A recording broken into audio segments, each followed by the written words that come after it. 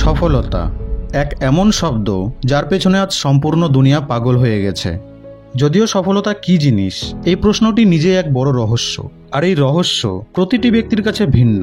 আর এটি কোনো খারাপ ব্যাপার নয়। সত্যি বলতে গেলে সফলতা না তো ভালো আর না তো খারাপ, বাস একটি দৃষ্টিকোণ যাকে আমরা উপভোগ করতে চাই। হ্যাঁ, দৃষ্টিকোণ। ছাড়ুন এই কথা যে সফলতা কি জিনিস, বরং আমরা জানবো সেই পাগলামোর ব্যাপারে যা সফলতাকে আকর্ষিত করে। জীবনের নির্দয়তা এবং সফলতার আশা, এই দুটি অনুভবকে কিভাবে আপনি একই পথে পাবেন। একদম সোজা ও সরল শব্দে যদি বলি তো দুটি জিনিস রয়েছে যা সফলতার জন্য জরুরি। এক, ডাইরেকশন, এবং দুই, এফোর্ট। কোনো পথে চলার আগে আপনাকে সেই পথকে চুজ করতে হবে। পাবো কিভাবে, এই কথার আগে একটি প্রশ্ন আসে যে পেতে কি চাই। The direction, the goal, the dream, যাই বলুন না কেন, কিন্তু বাঁচতে আপনাকেই হবে। আপনার স্বপ্ন বা আপনার লক্ষ্য যেন আপনারই হয়, অন্য কারো নয়। এক এমন জিনিস যেটিকে আপনি খুব আনন্দের সাথে করতে পারেন, কারণ এই পথটি অনেক দীর্ঘ হতে চলেছে। এই জন্যই এমন পথকে বাছুন যাকে সত্যিই আপনি মন থেকে পছন্দ করেন, সেই পথকে নয় যেটিকে মনে হয় যে আপনার পছন্দ। আর এটি হলো আপনার ডাইরেকশন, আপনার রাস্তা। এই রাস্তাটি নিজেই একটু স্পেশাল, আর এর সব থেকে স্পেশাল ব্যাপার হলো এই যেটিকে আপনি যে কোনো সময় পরিবর্তন করতে পারবেন এবং দ্বিতীয় রাস্তা বাছতে পারবেন, অথবা নিজের পার্সোনাল রাস্তা বানাতে পারবেন। কারণ জীবনটি আপনার, তাই গন্তব্যস্থলও আপনার এবং রাস্তাও আপনার। কিন্তু যদি আপনি না জানেন যে আপনি চান কি, তাহলে নিজেকে জিজ্ঞেস করুন। মানুষ নিজের থেকে ভালো কাউকে চেনে না, ব্যাস না চেনার ভান করতে থাকে। নিজেকে একটু সময় দিন, উত্তর ঠিক পেয়ে যাবেন। কিন্তু তবুও যদি কোনো পথকে খুঁজে না পান, তাহলে যে কোনো একটি রাস্তাকে বেছে নিন এবং হাঁটতে শুরু করে দিন। হতে পারে যে আপনার আসল রাস্তাকে আপনি এই রাস্তাতেই খুঁজে পেয়ে গেলেন। যেমনটা একটু আগেই আমি বললাম যে আপনি যে কোনো সময় রাস্তা পরিবর্তন করতে পারবেন, কিন্তু কোনো কারণবশত আপনি রাস্তা জানেন তো ঠিকই, কিন্তু তবুও আপনাকে বাধ্যতামূলকভাবে অন্য কারো রাস্তায় চলতে হচ্ছে। আর এই পরিস্থিতিতে যদি আপনি রাস্তা বদলাতে চান, তো বহু লোকের মনে আঘাত পৌঁছাবে। এই জন্যই আপনি নিজের মনকে আঘাত দিয়ে অপরের রাস্তায় চলছেন। তো সবসময় মনে রাখবেন যে দুনিয়া আপনাকে ক্ষমা করে দেবে, কারণ আপনি নিজের মনের কথা শুনেছেন। কিন্তু অন্য কারো স্বপ্নকে নিজের মনে করে চলতে চলতে যদি আপনি জীবনের শেষ পর্যায়ে চলে আসেন, আর যদি আপনার জীবন আপনার সামনে দাঁড়িয়ে আপনাকে জিজ্ঞেস করে যে কেন সেটা বাঁচলে না যেটা বাঁচতে চাইছিলে, তো তখন তাকে কি জবাব দেবেন? আপনি কি সেই সময় নিজেকে ক্ষমা করতে পারবেন? একবার এই মুহূর্তকে উপভোগ করে দেখুন, একবার এই মুহূর্তের ব্যাপারে ভেবে দেখুন। সাহস নিজে নিজেই চলে আসবে, আর আপনার রাস্তা আপনার সামনে এসে দাঁড়িয়ে যাবে। দেখুন, আমি এটা একেবারেই বলছি না যে রাস্তা যদি আপনার হয় তো কষ্ট অনেক কম হবে। না, বিলিভ মি, কষ্ট সব রাস্তাতেই আছে। কিন্তু যদি রাস্তা এবং নির্ণয় আপনার হয়, তো সেই কষ্টগুলি অনেক সুন্দর হবে। কারণ আপনার চেষ্টা কেবল আপনার গন্তব্যের জন্যই হবে, নাকি অন্য কারো গন্তব্যের জন্যে। এবার এফোর্টস। একবার যখন রাস্তা ডিসাইড হয়ে গেল, তো ব্যাস, এবার তার মধ্যে হাঁটতে শুরু করে দিন। কতক্ষণ হাঁটবো? যতক্ষণ না আপনার গন্তব্য আসছে। আর গন্তব্য কখন আসবে? রাস্তায় হাঁটতে তো শুরু করুন, রাস্তা কোনোদিনই শেষ হবে না। আর এটিই তো হলো সবথেকে বড় নিয়ম। ব্যাস আপনাকে এই রাস্তায় টিকে থাকতে হবে। গন্তব্যে পৌঁছানোর আশায় আপনি নিজেই কবে গন্তব্য হয়ে যাবেন তা আপনি নিজেও জানতে পারবেন না। ব্যাস আপনাকে চলতে থাকতে হবে। আর ব্যাস কেবল একটি মাধ্যম আছে যা আপনার রাস্তায় গন্তব্য তৈরি করবে: পরিশ্রম, পিওর হার্ডওয়ার্ক। নতুন জেনারেশনকে দেখে ইন্সপায়ার্ড হয়ে আমরা স্মার্ট ওয়ার্কের মতো ট্রেন্ডি শব্দের ব্যবহার করি, কিন্তু বাস্তবিকতা পরিশ্রম চায়। You can not do smart work without knowing the hard work, and the best way to know something is to experience. যখন আপনার পরিশ্রম আপনার লক্ষ্যের সাথে যুক্ত হবে, তখন যা তৈরি হবে সেটি হলো স্মার্ট ওয়ার্ক, আর কিছুই না। প্রতিটি ব্যক্তিরই একটি বেসিক ওয়ার্কিং সাইকেল থাকে: হার্ডওয়ার্ক, রেজাল্ট, মোটিভেশন। আপনার দ্বারা করা পরিশ্রম ফল সৃষ্টি করে, আর এই ফলই আপনার কাছে পুরস্কারের মতো কাজ করে, যা আপনাকে মোটিভেট করে আরও পরিশ্রম করার জন্যে। কিন্তু বেশিরভাগ লোকেরই প্রবলেম হলো এই যে তারা প্রথমেই মোটিভেশন চায়, যা যদিও মাঝে মধ্যে কাজ করে, কিন্তু এটি প্রতিবার কাজ করে না। আপনার মোটিভেশন আপনার পরিশ্রমের কারণ নয়, বরং এটি হলো পরিণাম, আর এই পরিণামই পরে গিয়ে কারণ হবে। এই প্রসেসটির একটি ইম্পর্ট্যান্ট পার্ট রয়েছে: পরিণাম বা রেজাল্টস। তো এই রেজাল্টস দুই ধরনের হয়। প্রথম হলো ভালো, অ্যাচিভমেন্টস, অ্যাডভান্সমেন্টস, এবং দ্বিতীয় হলো খারাপ, ফেলিয়ার্স, ওয়ার্থলেস। অ্যাচিভমেন্টস আমাদেরকে মোটিভেট করে এবং ফেইলিয়ার্স আমাদের মনে ডাউট তৈরি করে। এবার এই পরিস্থিতিতে আপনি নিজেকে দোষ দেন, অপরকে দোষ দেন, সমাজ ব্যবস্থাকে দোষ দেন। এই রেজাল্টের সবথেকে ইন্টারেস্টিং গুণ কি জানেন? ভালো এবং খারাপ এই দুই রেজাল্টই compulsory. Failure is not an option, rather it is necessity. অনেকবার আপনার এমন মনে হবে যে হয়তো আপনি ভুল ডিসিশন নিয়েছেন, ভুল রাস্তা বেছে নিয়েছেন। অনেকবার আপনার মনে হবে যে আপনার এফোর্টগুলি বেকার। অনেকবার আপনি নিজেকে প্রশ্ন করবেন যে আমি কি করছি। সেলফ ডাউট এবং ওভার থিঙ্কিংয়ের মতো জিনিসগুলি আপনার মস্তিষ্কে বাসা বাঁধবে। কিন্তু আসলে এই পরিস্থিতিগুলি আপনাকে টেস্ট করবে যে আপনি এই পথে চলার যোগ্য কিনা। খালি মানুষেরা স্বপ্ন দেখে, পূরণ করে না, কারণ স্বপ্ন পারদর্শিতা চায়, আশা নয়। আর এই পারদর্শিতা কেবল একটি জিনিস থেকেই আসে, যা হলো ডিসিপ্লিন। এই রাস্তায় আপনার সবথেকে বড় শক্তি এবং অস্ত্র। যদি আপনি ডিসিপ্লিনড হন তো কোনো জিনিসই আপনাকে প্রভাবিত করতে পারবে না, না সেলফ ডাউট, না ওভার থিঙ্কিং, না ইমোশন, আর না তো ফেলিয়ার্স। বরং এর বিপরীত, এই জিনিসগুলি আপনাকে আরও মজবুত তৈরি করবে। আপনি যতবার পড়বেন ততবারই ওঠার শক্তি পাবেন। এই মুশকিল জিনিসগুলি আপনার পরিশ্রমের প্রমাণ হবে।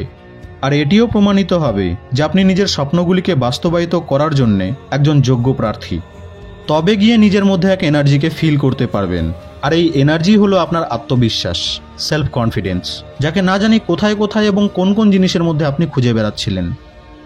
যদিও ডিসিপ্লিন এই সম্পূর্ণ পাওয়ারফুল প্রসেসটির কেবল একটি এন্টিটি এবং সকল কঠিন কাজগুলিকে সহজ করে দেওয়ার ক্ষমতা রাখে, কিন্তু ডিসিপ্লিন নিজেই একটি কঠিন জিনিস, একটু বেশি কঠিন।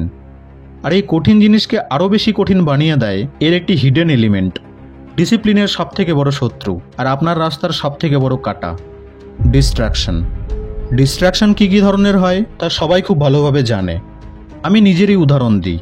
আমার সবথেকে বড় ডিস্ট্রাকশন ছিল শর্ট ফর্ম কন্টেন্ট, মানে ইনস্টা রিলস এবং ইউটিউব শর্টস, যা হয়তো আমার সাথে সাথে বহু লোকের কমন ডিস্ট্রাকশন হয়ে আছে। বিলিভ মি, আপনি যা ভাবছেন এটি তার থেকেও অনেক ভয়ানক একটি জিনিস। যখন আপনি কোনো শর্ট ফর্ম কন্টেন্টকে দেখেন বা কোনো ভিডিও দেখেন, তখন আপনার মস্তিষ্ক ডোপামিন নামের এক হরমোনকে রিলিজ করে, যাকে হ্যাপি হরমোনও বলা হয়। কিন্তু ডোপামিনের একটি প্রবলেম রয়েছে, সে যে কোনো জিনিসকেই নেশায় পরিবর্তন করতে পারে। তো যদি আপনার ব্রেন কোনো দিক থেকে ডোপামিন পাচ্ছে, তো আপনার ব্রেন সেটিকে বারবার চাইবে। আপনার শরীরকে উত্তেজিত করবে যে আপনি যেন বারবার সেই কাজকেই করেন। সিগারেটস, অ্যালকোহল বা কোনো নেশা বা মাস্টারবেশন, এই সকল জিনিসের সাথেও ঠিক এটাই হয়। প্রচুর মাত্রায় ডোপামিন রিলিজ হয়, যার কারণেই এই সমস্ত জিনিসগুলি সহজেই নেশা হয়ে যায়। আর আপনার ব্রেন প্রতিবার প্রথমের তুলনায় বেশি ডোপামিন চায়, কারণ সেই কাজ এবার আপনার জন্য মজা নয়, বরং অভ্যাস হয়ে যায়। এই সমস্ত কথাগুলি শর্ট ফর্ম কন্টেন্টের ক্ষেত্রেও হয়।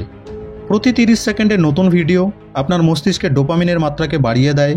আর এই ডোপামিনের মাত্রাকে মেনটেন রাখার জন্য আপনার ব্রেনকে প্রতি 30 সেকেন্ডে একটি নতুন করে ভিডিওর প্রয়োজন পড়ে, যার কারণে আপনি ঘন্টার পর ঘন্টা সেই ভিডিওগুলিকে দেখতে থাকেন।